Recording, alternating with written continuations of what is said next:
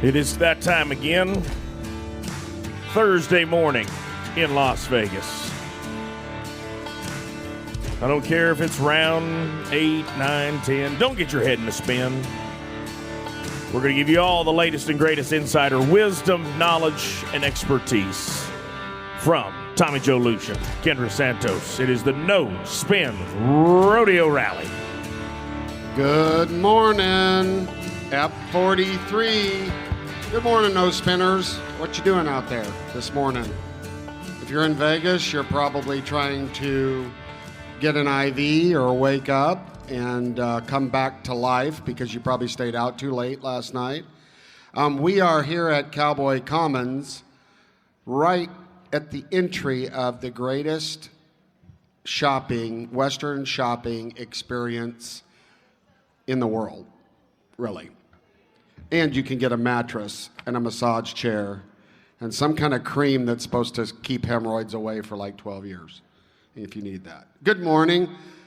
To my right, morning. Greg Teagarden. To my left, screeching in, throwing her stuff down, my co-host, Kendra Santos. Good morning, Kendra. Good morning. And I think we, by the end of this run, if they did a poll of coolest guests, we're going to win. I'm not going to argue with you. We're going to win, right? Thanks, Garrett. For once in my life, I'm not arguing with you on that point. We have with us today, in case you didn't see it, but this guy's been in our business and represents a couple things: credibility, honesty, cowboy, family, which is the core values of our culture. It's everything we are, too. Like, he's one of us. This is the very cool Josh Edwards. Good morning, Josh. Good morning. Thank y'all for having me. And did you have to outdress me? Like, can you buy that shirt at Target? I'm not sure. I just put on what's laid out. Oh, you get dressed. You are dressed in the morning. Is that right? Yeah. I think when you have a physique like a fitness fanatic of this person, it might be custom. He can't buy off the rack. When you're round like me, it's custom. You can find that kind of crap everywhere. But because you know what my dad used to dress me in? Come on, son, we're going to Walmart. The stretchy rustlers. Oh, Lord. Stretchy rustlers. Okay. That's why I never got. It's just tough. I abused mentally. Oh, go ahead. My dad, veterinarian, but time to bank cowboy. He had his whole adult life. He had his shirts custom tailored, not because he was, thought he was big stuff, but because he had broad shoulders, long arms, and a very narrow waist. And I'm guessing that you might have the same issues, which are great problems. Do you think he has broad shoulders? Will Loomis has broad shoulders. But Will Loomis... He's like a pigeon on steroids. But Will Loomis can probably wear the XL or the double XL and fit because he's stout, he's strong. He is strong. I'm not saying Josh, pound for pound. This reminds me of talking about Ty Murray. Ty Murray used to talk about he wanted to be strong pound for pound. He went to the... What was it called? The Nippon Kempo Dojo to do his special exercises. Say that 3 times fast. Because he wanted to be strong pound for pound. He didn't want to be bulky or gain weight, but he wanted every muscle to count. And this one, when we get to the Mongol Derby, we'll be talking about fitness, I believe. Well, that's why Ty got off like a cat, right? Yes. I always said his number one asset was his ability to get off. He knew when to get off and how to get off. And he knew, a lot of these guys horses. in the bull riding could have, even in the bareback riding, could probably learn that. Benefit from that. So let's talk about Josh Edwards. We spend the top of the show talking with our guest. Interesting man. I'm not going to say years and stuff because I'll always get corrected by the journalist in our family here. Long-time pickup man, NFR pickup man. You've done it all, right? Started with Rafter G, is that right? Is that Neil? Is that who kind of brought you into the fold? Tell us about that. It is. I started there around 99, I guess.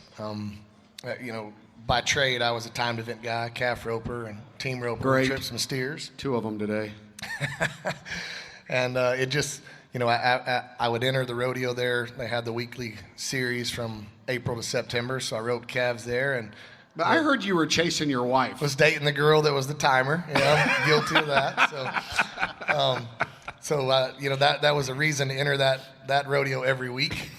And I think just over time it turned into, I got to helping them prepare the calves, and that one thing led to another. And John Patterson was the guy that picked up for them back then, and for whatever reason, someday he couldn't make it. Something happened, and Jim said, "Hey, can you step in and help me pick up tonight?" And I thought, what is that?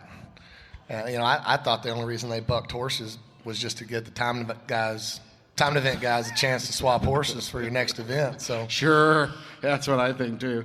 But there are divine appointments. Alan Bach used to call them divine appointments. Some people call them coincidence. I call it God's master script. But stuff like that, that's like Joe Baumgartner here yesterday saying he's at the Tracy, California Junior Rodeo feeding bulls. And the guy's like, "Hey, I need a hand fighting bulls here today." That's a divine appointment for you. it ended up feeling like that in the end.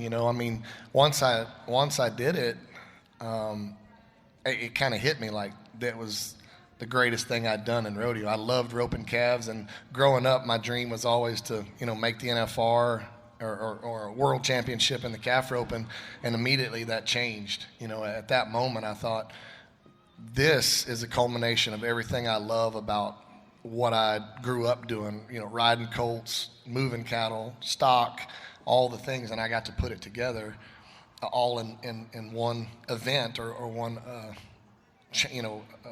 chance in the arena. So I never really quit competing as a calf roper or team roper or whatever. Were you any good at it? Depends on. I tell you what, I roped calves really well when it was a no pressure environment. You could go to a 3 or 4 head calf roping or something where you were wearing a baseball cap and a t-shirt, and I roped really well. But Pressure got to you. Pressure, I never was in an environment, never was taught how to handle that kind of pressure. I roped with some old guys that were around Waco, and I never rodeoed with guys that were necessarily better, and I think you have to do that to be better in this industry. You have to push yourself to be better by competing and being around people that are better than you. I just never was in that environment. So when I'd go to a rodeo, I didn't, it's just like a boxing match. I didn't rope to win, I roped to not lose. And that's not the way you become a champion. Yeah. So I never learned how to take those chances, or, I just didn't want to miss. I didn't want to mess up, and that's not how you win. That's why my son Taylor moved after 2 years at Cal Poly, which is academic supremacy, to Joe Beaver's 8X Ranch in Huntsville, Texas, because it was like, there's a huge difference between, being solid and winning in 2024 for sure. Definitely. And I didn't come from a rodeo background, so I didn't know that. I didn't know what I didn't know. I went out and practiced every day, and I progressively got better, and I went and roped with guys, and ability-wise, I got better, but the mental part of it, I never learned how to. There's an old saying like if you don't have all the tools, it's like taking a knife to a gunfight. Sure. Right? Yeah. Sure. Well, so you retired in 23, is that right? Can I say 24? something about that? You can say anything you want. Because it's so cool. Because it's like, wait a minute. In 2023, here we are a year ago, and were you not the Pickup Man of the Year? Yes, ma'am. Okay, he's the Pickup Man of the Year at the awards banquet in all of professional rodeo. He's picking up at our Super Bowl, and then Fort Worth, the Fort Worth Stock Show is February, and he retires, and it's like nothing like going out on the top of your game. There he is. But that's like swagger. That's like you're calling your shot there. But there was a reason, like you wanted to do it there. I did. There was a reason behind all of it, but Fort Worth to me was a special place. It was what I considered to be my hometown rodeo at the time. I'd moved to Forney, and that's where we live. We're about 50 miles away, but it was the first major rodeo that I ever really got to work. I mean, when I started working for Neil and Jim, I started at Mesquite. The next season, I went to Fort Worth, and I was 20 years old, and started, untying calves and doing all the things that you had to do when you work for stock contractors, and got to start picking up there. So it was just always a very special place to me. I mean, it was, sometimes, some years it was miserable, sometimes it was hard, it was cold, and that rodeo was very long. There's so many performances, so many animals that get bucked. But it kind of became a love-hate relationship for a long time, and then eventually it was my favorite place to be. It felt like home. But there was like honor to that rodeo in the Gay family, right, to do it there. And yes. Was it, I don't know how many years ago it was, but it's sharpened my mind that's also, that was a special place to you. You retired your great Palomino horse, Hollywood, there. Was he 25? He was. But you picked Fort Worth. I did, and all those things were factors in it. I started with that family. I wanted to end there. I felt like that was, comes full circle for me, that they gave me an opportunity to do something that neither one of us knew that I'd be any good at it or would love it as much as I did. And so I felt like that was my kind of ode to them was, I'm not going to do it anymore after this. It was heartwarming, tear-jerking. Hollywood's out there like this great horse that like owes him nothing, and he owes this horse everything, and out there they took his saddle off. Pretty cool. Now, for our no spinners out there, because we want to make sure we've got kind of a wide variety, pickup man. In your definition, so the pickup men are the guys that ride and, they do something through the entire performance typically, but the biggest thing they're known for is the rescue team for the rough stock riders, specifically those that ride horses. So they're the cowboys out there. I did find something out yesterday that I didn't know, that I assume you know, that the pickup men here aren't allowed to lead any horses. They got to stay at the fence until the whistle blows. Is that the case? Yes, you're in our contract. It says you do not move until the whistle blows. They don't want to give anyone an unfair advantage or disadvantage to try to work horses. Now, if you go to any other rodeo in the country, you'll see at least one of the pickup men trying to circle horses or lead horses back, or they'll know the pattern of those horses, so they'll position themselves in a way that helps them to be sharper, be faster, or help the horse buck. And we're not allowed to do that here. That's got to affect some of these horses that are used to being led, right? It very much does. You got to kind of hide. You have to hide from them. Yeah. So that's why you see a lot of horses travel here, in my opinion, and also because the arena's small. A lot of horses that would normally circle in a big arena won't here, just because they get lost, or they'll get in. You'll watch it night after night. You'll see a horse circle, and he'll get right to the fence, and he didn't have enough room to complete his normal pattern, so he'll, turn and go down the arena, back, or turn back. These are conversations. I think maybe not everybody would know that there are conversations like at a rodeo. Like you worked rodeos like Cheyenne, Dodge City, Fort Worth, San Angelo, whatever. The pickup men have conversations with the stock contractor and the cowboys a lot, right? Oh, yes, ma'am. I mean, every animal. Ahead of time. Ahead of time, especially, and that's where I feel like I was able to really excel in the profession of picking up, was because I worked rodeos that had multiple subcontractors a lot. So I never saw the same horses week after week after week. And so you have to learn how to read the livestock. You have to learn how to work with different animals that are used to being picked up or handled differently. So it made you develop a lot of latitude of how you did that job. There's some guys, and not that they're bad at it, but if you pick up the same set of horses every week, rodeo after rodeo, eventually you can just go stand where they're going to go. And it looks like, man, that guy knows exactly what's happening. Well, yeah, he's seen it 100 times. And so I always felt that gave me an advantage as I was coming up, growing, and learning how to pick up, was always working with different contractors.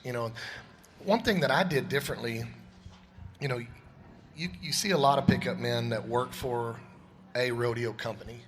You know, the rodeo company has their 2 guys. They go to all their rodeos, and maybe that guy, you know, does an outside rodeo here or there, but for the most part, he works for Calgary, Sammy Andrews, Stay Smith, Pete Carr, you know, name whoever.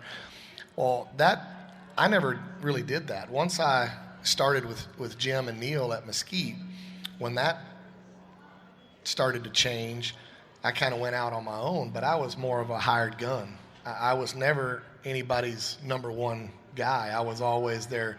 I would do 2 rodeos for Benny Butler, a couple for Servy, a couple for, you know, Pete Carr or Stay Smith. You know, I'd end up with 30 rodeos a year, but I would do it with 8 different contractors. And so I really feel like, in retrospect, I look back and say, that's what gave me the ability to read livestock well, was because I had to everywhere I went. And I never really got to learn all of their horses because I wasn't there long enough. Reading the situation, that's part of being a real deal cowboy. Are there ever any scrapes between a contestant wanting one thing and a stock contractor wanting something, or a contestant says, hey man, you know, can you try to, you know, Cheat for me? turn him back a little quicker or something, and then maybe afterwards the stock contractor. I can't ride this horse. Could you stand in front Are of there him? scrapes like that? There are. I mean, and nobody's doing it necessarily to get I wouldn't say an unfair advantage, but, you know, an easy example. No, what's the difference between an unfair advantage and an advantage? Well, intent. Politically correct lingo? Go ahead. Say there's a horse that, you know, in the bronc riding, or especially the bareback riding, where if you catch that horse and bring him back, he's got a real hard turn that really gets guys out of their saddle or loose in their saddle or off of their rigging. You know, and the guy, he might come by and say, hey, you know, he's a lot easier to ride if he goes a little bit farther down the pin rather than if you turn him back right there, or something of that nature. So who do you work for then? Do you work for the cowboy or the stock contractor? Well, see, that's the conundrum, because you're being paid by the stock contractor, but the cowboy votes on if you get to do any championship events. Oh, yeah. So see that, yeah, that's what I wasn't good at, when you got to shake the hands of the people you really don't like.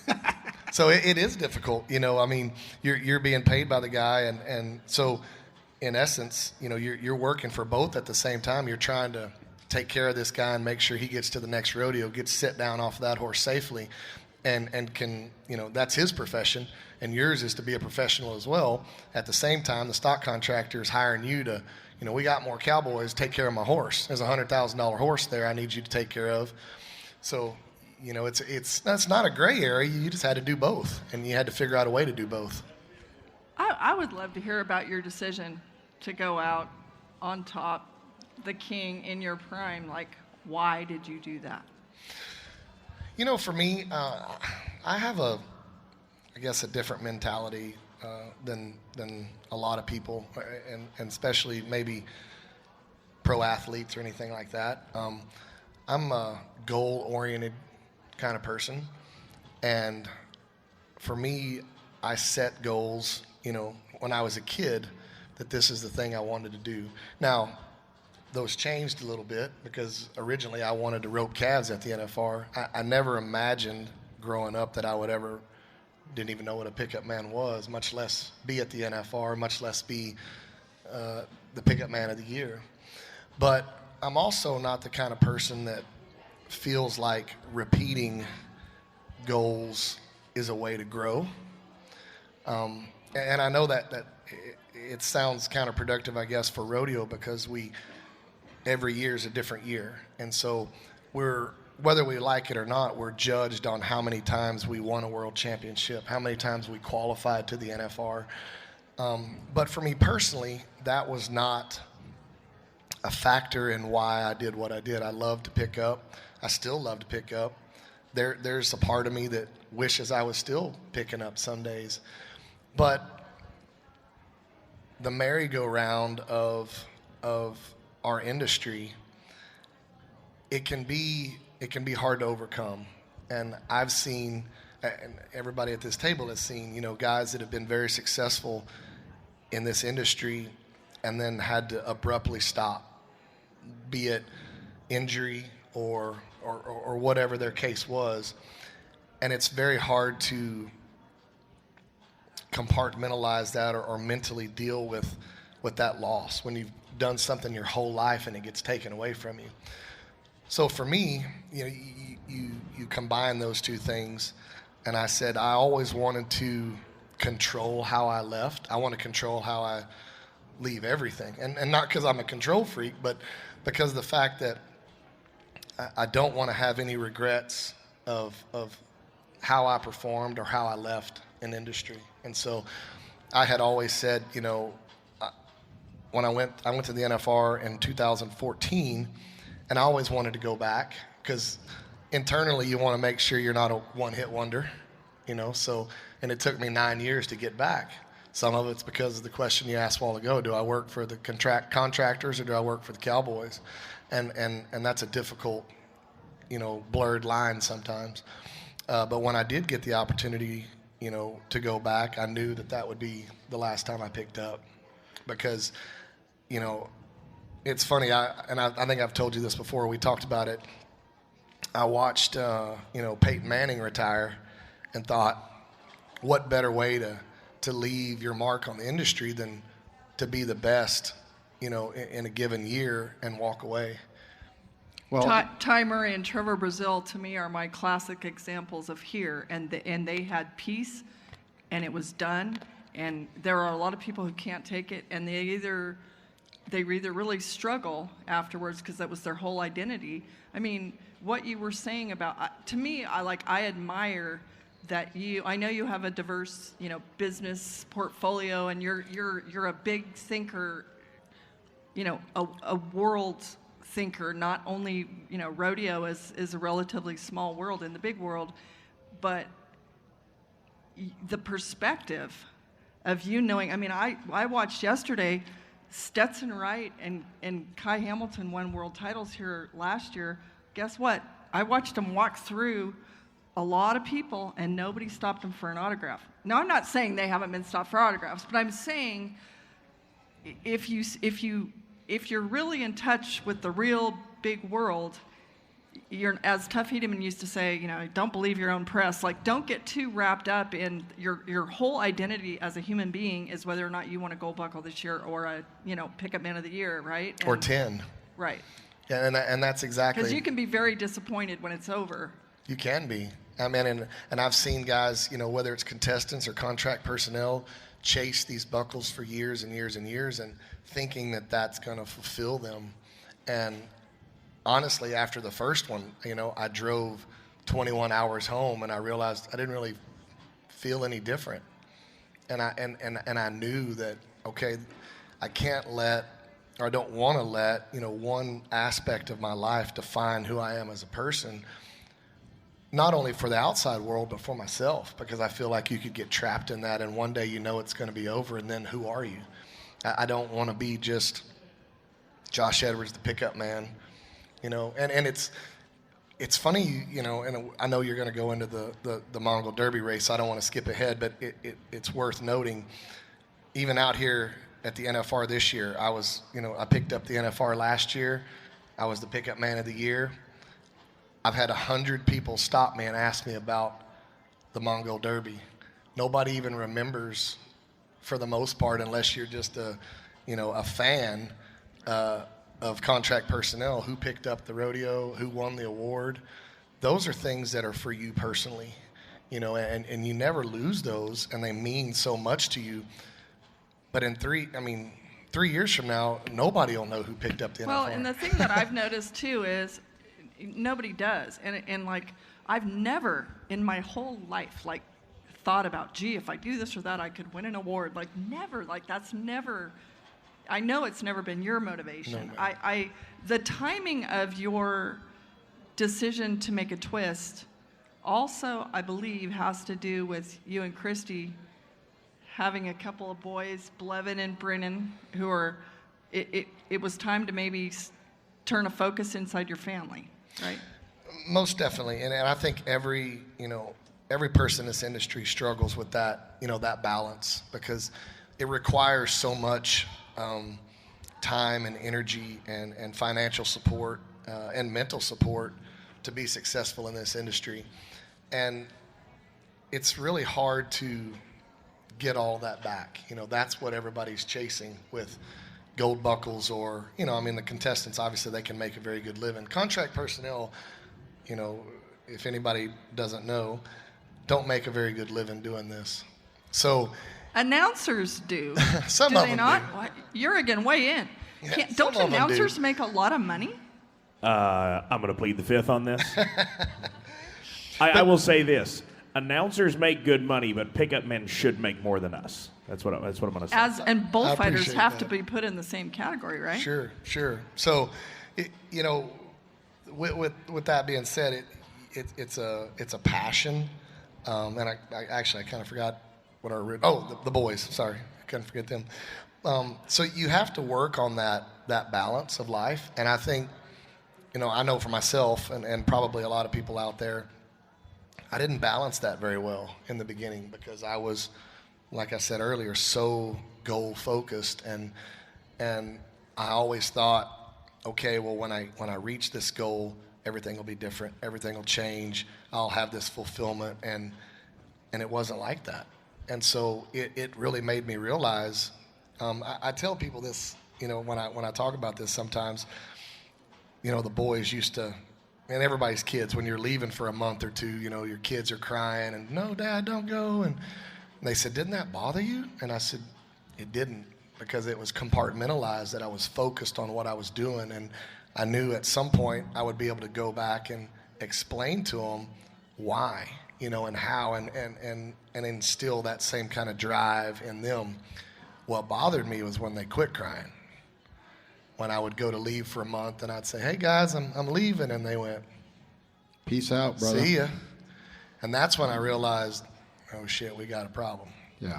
You know, there's too much disconnect there. So, you know, that's when we made a change, and, you know, I wouldn't go more than 2 weeks without either being back home or them flying out somewhere so the boys could be there, and we kind of changed how we did that, and I can tell you a story. I'll try to get through it, and I won't hijack all your time, but it's a pretty significant story that really changed me. In 2013, I had been alternate 3 or 4 times at that point. And, you know, it's funny because everybody talks about on social media getting the call. I don't know if you've ever read that. I got the call, you know. So I'm sitting in my trailer, fully shapped. It's 15 minutes before the perf at Henderson, Texas, and I'm holding my phone, you know, just waiting for it to ring with a 719 number, you know, because it's the day that they vote for the final 2, you know, and I'm sitting there, and it rings, and I answer it, and alternate again, you know, okay, thank you. So I go in the arena, and 30 minutes later, my horse rolls over on me, breaks my shoulder, my collarbone, and I ended up having to go home and have a bunch of surgery and that kind of thing. And so I'm still at home recovering, you know, on pain medicine and that kind of stuff. And we're flipping through the channels, and the rodeo comes on. And I was so sour about it, I just went right through it.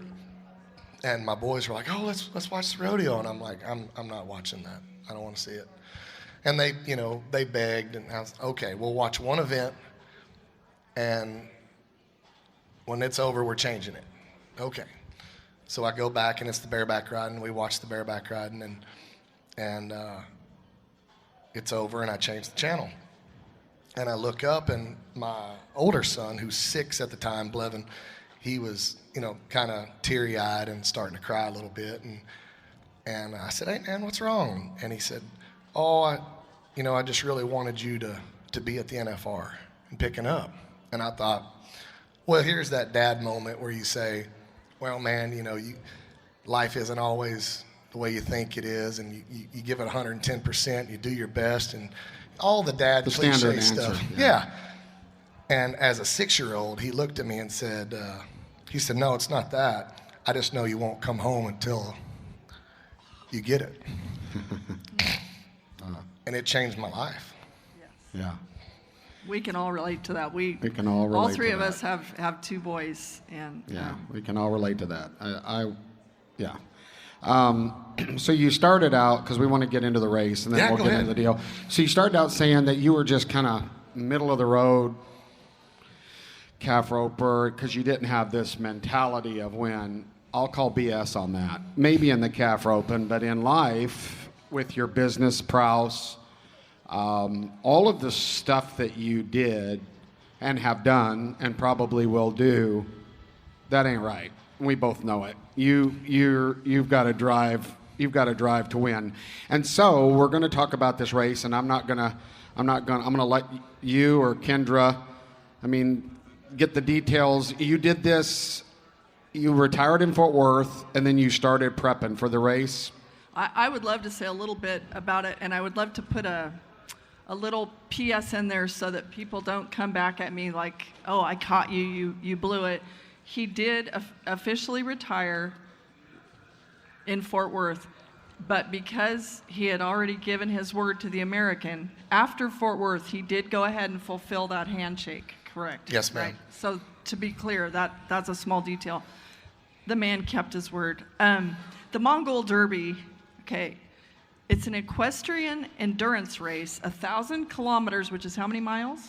It's about, the 1,000 is about 625. Okay, and it's, in Mongolia, the world's longest horse race, recreates the horse messenger system used by Genghis Khan in 1224, and aboard you're using wild horses, Mongolian horses, correct? Yes, ma'am. They're some of them I guess you could classify as semi-wild. They had ridden some of them, or I wouldn't say broke, but saddled at least a bunch of them. But yes, they were not what we would consider broke horses. They gathered them off of the steppe, which is basically like a big prairie, and these herders, it's such a fascinating culture. They still live as nomads, and they just move from place to place, and they graze these herds they usually have horses, sheep, and yak. And so the way the race is set up is they go out there 3 or 4 months in advance, and they have to locate where these herders are living at the time, and that's what maps the course. So the course changes every year because it's based on where those herders are living at the time. So they find them, say, hey, don't move for 4 months because we got our race coming. They work out all the details with the horses, and then that's what basically sets the race course. The horses are smaller, aren't they? They're very small. They're about 12 hands, about 700 pounds, give or take. And to put that in perspective, the typical calf horse here is probably Yeah, there's me. It looks like you the average. looking at your face on that. We'll talk about that later. But a typical horse here in the timed events is closer, probably 14.3, maybe 1,100 pounds. Right. Yeah, they're probably half that size. 700 pounds. Yeah, they're about the size of some of the bigger bulldogging cattle. But are they just young horses, or is that their full grown? No, size? that's fully grown. That's fully grown. And this too was a divine appointment, right? Because I don't know how you ever found out about the Mongol Derby in the first place, but don't you have to apply or right? And it had been maybe years. It'd been 3 years since you just happened to. When were you notified that you were in for 2024? So I actually was accepted, I guess, in 2023, and the organizers came to Fort Worth to watch me ride. I was the first rodeo guy that they don't really know anything about rodeo. They're distance Did they bring racers. their sheep and stuff in there? No. Okay. No, but they did want to come see what when I talked to them and said I'm a rodeo pickup man, and they were like, what is that? So they came to Fort Worth, watched the rodeo, and after the perf was over, I went upstairs and they said, yeah, you're plenty qualified as far as a horseman. We'd love to have you. But at that time, you could go back to the rodeo stuff. I was contractually obligated to those rodeos that I'd had for years, and I didn't want to not fulfill that. So I asked them if I could push it off to 24. That way I could fulfill all those contracts. And, I'd been at Cheyenne 16 years, Dodge City 15 years, San Angelo 15 years. So I wanted to go back and not just vanish from those people, and you build relationships with committees and the people in the towns. And so I wanted to have closure there for them and me, and fulfill those contracts, and then move on. So I want to hear about your why to do it, and how many days it took you. How many days did it take? it took me 8 days 8 days. to finish. To ride how many miles? Well, I think I rode just under 700. Like when they describe it, it's 1,000 miles, but that's the way the crow flies. So when you actually get out there, yeah, everything's in a straight line, but you don't get to go in a straight line because there's cliffs and mountains and rivers and lakes and that you have to navigate around. So ultimately, I rode just under 700 miles. I think it was 1,150 something kilometers. Are there entry fees, and what do you get if you win? There are entry fees. I think the entry fee just for the race was $17,500. Wow. Gotta want to do that one. Yeah. And what do you get if you win? Just the experience. Wow. It's a $17,000 and many blisters later experience. Let's go back Yeah. to the why. Why did you want to do this? I think I'm kind of known for, or in my own family, I guess, just I have to test myself sometimes. And some years ago, I had never been a cyclist or a swimmer, or not even an accomplished runner by any means. And I met a guy that did triathlons, and I said, I want to do an Ironman.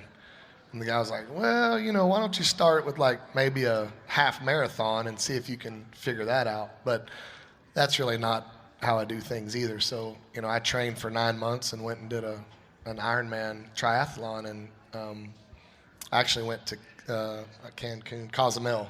I figured if I was going to do it, it might as well be someplace cool. So I went to Cozumel and did an Ironman. And I think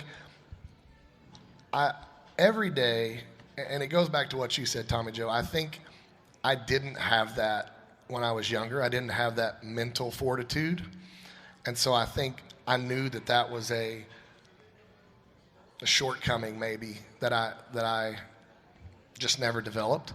So I constantly did that to myself. I like to put myself in uncomfortable positions to work through them, and be it physically and what mentally. do you say to your wife? Well, honey, I'm going to take $17,000 out of the bank account.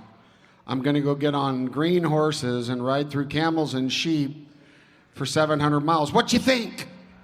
That's exactly how it goes. And, the first few times I did things like that, she would just be, she was beside herself like, why? What for? What are you talking about? And now she just kind of smiles and is like, okay. How hard was it? I mean, I don't know what the weather was like. I mean, how did it test you to your limits? It did. And I think, the limits are different for everyone, but it's definitely brutal. I mean, when you get there, the uncomfortability of the whole thing is what is so unique, and that's what I was looking for, I guess. How do you keep testing yourself in ways that, there's nothing that I could do, that we haven't done before that makes you grow. I think you have to be tested and be in uncomfortable positions to work through those issues or work through those obstacles to grow mentally and physically. So when I got there, I was there 2 days prior, and then they bus you out to the start camp, which is about a 10-hour bus ride. And then that's it. You live in a teepee, and they had a start camp set up where they did feed you the first day when we were going over. Did you ride camels out there? No, just rode a bus. Oh, you rode a bus. Rode a Greyhound. So you ride a bus. Rode a bus. And you got these herders how do they pick your horses? So the people don't realize you rode from station to station, which was essentially a distance or a time? A distance, about 35 to 40 kilometers, just depending on where they were. Did you draw your horses? You did. So in the past, that was part of what I thought was the horsemanship, was being able to pick your horse and pick kind of, look through the herd and say, I want that one. But what they came to realize is it's a great sense of pride for those herders that if you're winning the race or at the beginning of the race, the front of the race, to have them ride your horse or have you ride their horse. So they figured out that the herders would start bringing the race leaders their best horses. Cheaters. So what the horses, like, what pace did you go Put that picture up again, because I want to find out what's going into what this face. What pace were you, I mean, are you walking? Fast. Trotting? I had a watch that, would time me. So I tried to stay around 27 miles an hour. You look like you're higher than a kite. That was, I will say that was, I think, day 1 or 2. I didn't look like that at the end. I was still pretty jazzed about it. You could be an influencer with those pants. I mean, that's sexy stuff. What about the saddle? What about the saddle? Is that comfortable? I mean, no, it was not comfortable. No. What did they feed you? What did you eat? I'm almost afraid to ask. I didn't eat much. Was it sheep or? It was mostly sheep if you wanted to eat it, but I never did. How much weight did you lose? I lost almost 12 pounds in 15 days. Wow. Yeah. So I basically ate bread and water and a little bit of rice. Now, there was more available if you wanted it, but, they don't have FDA over there, so the preparation wasn't quite as... Sheep herders' bread here is delicious. Was the bread delicious? Bread was awesome. The bread was awesome. What wasn't as awesome was, their way of greeting in that culture. They don't shake hands. They offer you a bowl of warm mare's milk. Yeah. So every time you come into a station, they would. Here's a picture of it right here. This Is little that boy, your mare's milk? That little bowl in the left of it, in his left hand, he came out to greet me, and he brought me the mare's milk. So then after I drank it and he drank it, then I taught him how to shake hands. Okay, that's pretty cool. That's so cool. And this is the kind of stuff that is like, it's mainstream media stuff. And there aren't a lot of things that happen in rodeo in this day and age that make it to the mainstream. It's super cool. And you were very successful. Yes, ma'am. I ended up winning third in the race. And, at Out the of beginning, 44 started. There was 47 people that showed up, but they crippled 3 before we ever got started, just in the practice and things like that. Because it was pretty treacherous. The ground was treacherous, and but 44 people started the race, and only 20 finish, and that's about an average, about Greg, you had a 50%. question. Oh yeah. I'm sorry. Well, I was just going to ask you about when you went to these families. You were accepted, and did you stay with them at night? Did you sleep in their huts, or were you camping out? I did, and that's the one thing that really should be conveyed about the culture of these people. And you try to put it in perspective, like think about it, you at your house, let's say. Most of them don't know about the race. They don't have internet, there's no phones. So because the race course changes every year and these people are all nomadic, they're in and out of everywhere. So, in the past, would they have seen somebody racing? Maybe, but highly likely that they didn't. I mean, it's millions of acres of just unbridled land. So when I would come up to someone's dwelling, they call it a gur, but it's like a large round teepee. They're just kind of looking at me like, there's this guy with this funny hat on, and I'm wearing a big shiny gold buckle, and you couldn't communicate with them. So I had to mime everything, and I would walk up to him, and the man would approach me, and I would just say, I need to eat and sleep here. And then I would point at my horse and say, he needs water and food. And they'd kind of look at you for a second, and you'd do it again, and eventually... Did any of them give you the bird or say, get out of here, go to the next gurt? Nope. One family turned us away because they were full. They had 10 people sleeping in this gur, but they showed us to the goat shed. Did you ever, because this is like movie stuff, but was there ever a time when you were riding through the desert prairie and all of a sudden you got this premonition? Like, did you see you know what I'm saying, where you're supposed to see the mirage? The mirage. Did you ever experience, and what did you see? I never had a mirage, but what's what I did experience is when you ride 90 miles a day under those kind of extreme conditions, you have a lot of time to think. And so it's just you and your thoughts for, 90 miles. Now, in the same time, you're trying to navigate and not get bucked off, and it's cold or it's raining or whatever. But in that time, your mind's always running. Or mine is. I don't know.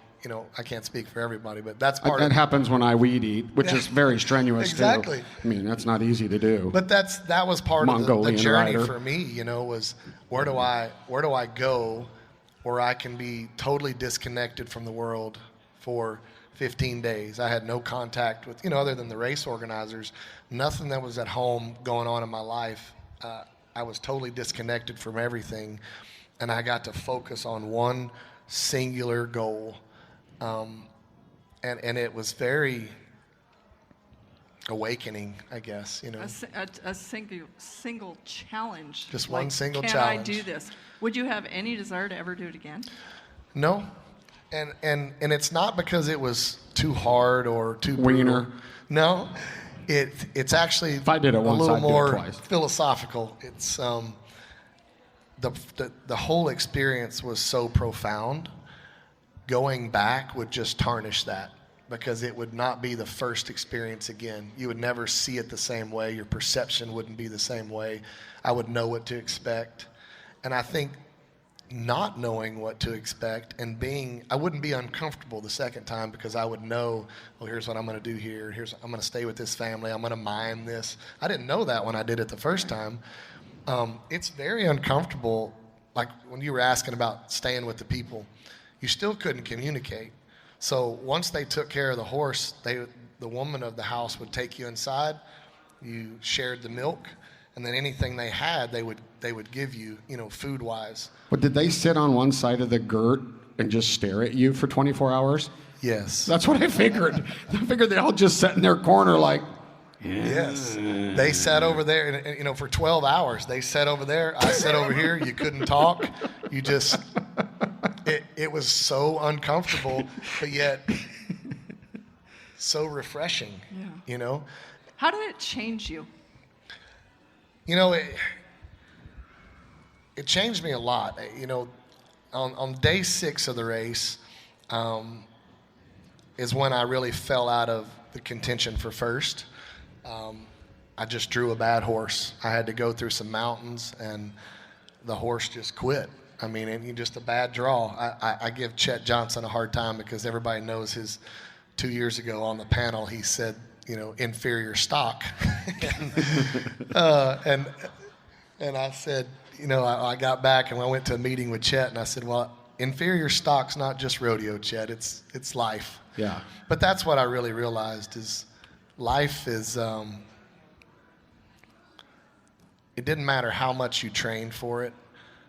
There's always things you can't control. And I had to go 5,000 miles away and ride, 700 miles to figure that out. Are you swallowing those loogies when you do that? Oh, Science problems. So, real quick, because and then I'm going to set this up for you, Kendra, because we're gonna call this the 5-minute NFR recap. So you get yourself prepared. You're going to have 5 minutes to do a recap. But I have a question.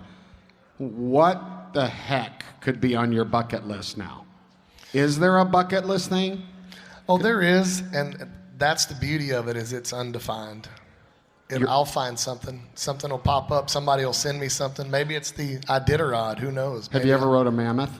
I haven't rode a mammoth. I have, by the way. Yeah. Oh, that- I stood on a. So have you done I that? actually take recommendations. If you come across the hardest, most challenging, craziest thing that's out there, send it to me. I'll work on that. But when we're talking about diversity and like how many different things you have going on in your life, he also chooses to take on the often unthanked, unrewarded headaches of giving back to the sport on the board of directors. Yes, ma'am. And I think it kind of, I've started to see this pattern in myself. It's maybe you're just challenging yourself mentally, because serving people is a challenge. It's always a challenge, and you do your best to make the best impression and lead in the correct way. I think for me, leadership is not I've never sought leadership. I feel like true leaders are put in those positions. They don't seek them. So I never set out to be in the positions that I'm in leadership-wise. I think just with the way I conduct myself and the way I try to help in any situation that I can or serve others, it's put me there, and I never really could explain it, and not to, get religious with you guys, but one day I came across a scripture. I was reading or watching TikTok because I don't have social media, but I do get stuck on that sometimes. And the scripture it didn't say what it was. It was Isaiah 6:8. And I thought, well, now I got to go look it up. And it's the scripture where, the Lord is talking to him, and he says, who shall I send? And he says, here am I, send me. And I feel like that kind of culminates who I am service-wise, So it's just like you said, you call it, divine, call it whatever. But I feel like my life has led me into these positions of leadership. And I just want, I don't want to be cliche and say I want to leave it in a better place than I got it. But I do feel like that's where we're at. My kids, my little boy loves rodeo. He's going to be a bronc rider, and a great one, I hope. And the people that I know, that their children are all rodeo, and I want them to be in this position sometime and say, man, those guys did it right. They made it better for us. And that's my goal. I don't gain anything out of these positions. There's no self-serving. You've earned everyone's respect. Absolutely. Period. Well, I really, Anybody that means more to me than anything you can imagine. Well, and your sons see that, like my sons see that in you. So thank you. Thank you. Before we get on to the recap, we talked about Asher at home. We want a chance to make sure everybody knows what your pride and joy is. If I get a ticket driving back home across the Mojave Desert on Sunday, it will be to get back home to Miss Charlie Hazel Carney. That's her dog, Lou Dog. But what I laughed, I got that yesterday. We had Joe Baumgartner here, and it brought a flashback. This is year 38 for me to work at the NFR, and in 1992, Charlie Girl's daddy, Lane, my firstborn, who was named after the first NFR I worked was in 1987, and our world champion bull rider was my dear friend Lane Frost. Well, so I have this baby running around everywhere in a backpack with me, and I would, before the perf, this dear friend of mine, Mary Ann Pemberton, she would hold him and just hold him for me. She was a doll just for 2 hours and 15 minutes, but I had to pump breast milk. Sure. And so at the Thomas and Mack, I pumped the breast milk, and I would run it down the tunnel, and I would put it in the fridge in the Justin Sports Medicine room every day. And Joe Baumgartner would be in there and whatever. And on the 10th day, Joe goes, Kendra, why do you bring bull semen into this refrigerator every day? And I said, Joe, it's breast milk for my baby. And he goes, ew, gross. Like he thought, if it was bull semen, it was cool. But anyway. Well, so we'll hit, now you have 3 minutes to recap. So let's recap round 7. What do we got? 3 rounds left? 8, 9, 10? It's getting super wild. Bradley Miller in the bareback riding won his 3rd round. He was 88.5 on Frontier Rodeo's full baggage, who is 22 years old. I'm sure you know her. I do. I know her well. Yes. I guess we're really whipping through here. Well, hold on. So on the bareback riding real quick. So we mentioned earlier, Rocker Steiner gets knocked out, doesn't go to the sports medicine room. The way concussions work is you get a bad concussion and then you can lightly get tapped and it starts happening. And I'm telling you, it looked like the lights were off. Last night again. Right. Yeah, and that's kind of scary stuff. So, moving forward. Jesse Brown and Dakota Eldridge split the round in the bulldogging last night. They were both 3-5. Dakota's on Swamper, which is there are some horses that are really stepping up. Will Loomis is also riding that horse that belongs to the McGraths in Colorado. Clayton Haas is doing a heck of a job. Those are Hazing. rookie horses, right? Isn't Swamper a rookie and Banker, I think? Both? Yes. I mean, you're the horse And whisperer. so, and Swamper, by the way, came from Blake Knowles. Fun fact that I don't know if everybody knows that. But anyway, we got to keep moving here. Coleman Proctor and Logan Medlin won the round. You know, we keep talking this week about people making changes, just anything to change it up. And after, I think it was the 4th round, Logan got off of, Coleman's riding his old faithful bay head shaker Heisman, who's a character of a horse. And Logan was riding his young superstar horse Cantina and switched and got on old Horse of the Year Drago. And he's like, you know, it just feels like an old pair of boots, like a, you know, hug from a best friend, as my son says. When Coleman wins, everybody wins. That's right. Isn't that Such a great guy. It just makes you happy. All right. Okay, keep going. we're so short on time. You got 2 here. minutes. So, okay, Brody Kress, 88, wins the bronc riding last night. I don't know anything about Gucci Equine's foul motion. What'd you say? No. Do I have the... No, Wall Street, 4th Street Rodeos. 4th Street Rodeos is Jeff Davis. Sorry, the lines are really blurred here. Jeff Davis from California owns that horse. Do you know anything about that horse? We don't have time for it. But I don't. I know Jeff Davis. I know they have a lot of good stock. Thank you very much for your input. Go on. Sorry. Anyway, that horse is about to be 17 years old. I think that's kind of cool. And by the way, that horse came from Rod Hay, 20-time NFR bronc rider who has 2 boys here. Speaking of 2 boys, all of us have 2 boys, including Rod Hay. Okay, where are we at? The calf roping. Dylan Hancock from the roping capital in San Angelo, Texas. Fiesta, right? And made the fastest run so far here this week, 6'7". He kind of let his hair down and you know, was Dylan Hancock last night. That was very cool. What can we say? Only 2 women have taken victory laps here, and Cassie Mary took her 4th one in a row last night. She and Jarvis. Haley hits 2 barrels. I think she's your future Haley world hitting champion. 2 barrels was doing insane. great. You know, that was hard. You know, hard. But Haley went from 1st to 7th in the average, and Cassie's still at 4th. Cassie, remember, hit the 1st barrel in the 1st round. Anyway, we're playing beat the clock. Cooper James, rookie, was 88 to win the round. He doesn't even know why he's riding as good as he's riding. Right. Pretty cool. He was when he got to town here this week. He was wearing a high school rodeo buckle. Just saying. Now he has 2 NFR buckles, but that was the E-Pen last night. Right. How many bulls are going to beat TJ out of the chute? I mean, there's these things that are happening that you're like, you know, how many times are you going to let him beat you out? Right? You know, you got the talent. But we've said this before. It's just as much the mental game as it is the physical game. Absolutely. And in the eliminators, for anybody who's second guessing, Josh Frost is 67.5 on a little flat spinner, and he kept the score.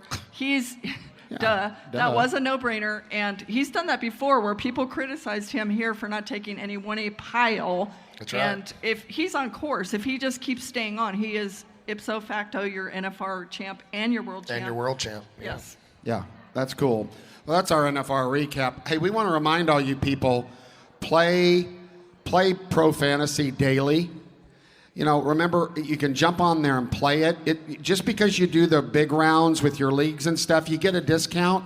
Go in there, you can win some money. You get 100 more thousand to pick.